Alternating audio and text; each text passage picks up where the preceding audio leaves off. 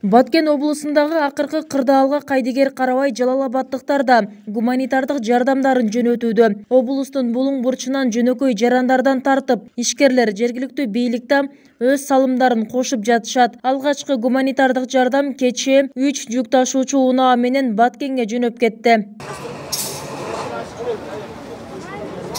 Жалалабаттыктар мындай жардамдарын абал тынчыганга чейин токтотушпайт. Кырдаалга байланыштуу көмөк көрсөтүү аракеттери облустун бардык район шаарларында айыл өкмөттөрдө колго алынып, штабтар түзүлдү. Жетекчилер бир күндүк эмгек акысында котороорун айтышты.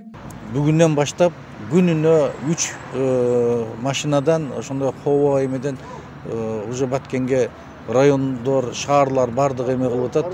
Даже 3-4 машинадан эме жөнөткөнгө азыр эме кылдырып атабыз. Бүгүн 12-ге 3 район, 2 район, 1 шаар алып келишет. Эртең ошондой эле эме алып келишет. Колдон келген жардамды кылып атабыз. Андан сырткары мына азыр уже район шаарлардагы өздөрү чечим чыгарып атат. Бир күндүк айлыктык которуп беребиз деп. Мына элибиз Жалал Абад шаарынын, областтын элдери өздөрү акчалай жардам берели деп кирип атабыз. Биз штабка эме ачканбыз.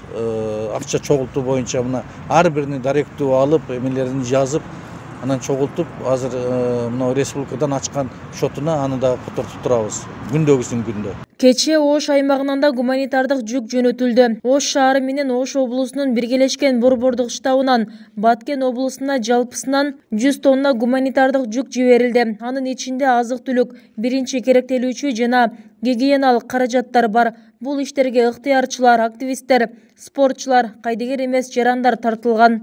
Эмне керек элге? Ушул боюнча маселе каралат. Мындан сырткары азыр маалыматтар атат.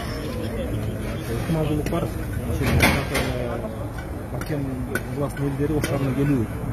Ошондо азыр биз мэрия стационарды, жатаканаларга дагы, окуу жайлардын жатаканаларына место даярдап, андан сырткары Ош шаарында жеке үйлөр чыгып атат.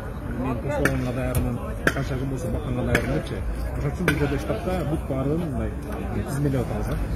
Бүгүн улуу моон кыргыз коомчулугун тынчтыкка жана сабырдуулукка чакырууда. Аны менен катар УКМКнын төрагасы Камчыбек Ташиев да жалпы жарандарды провокацияга алдырбай, расмий маалыматтарга гана ишенүүгө чакырды.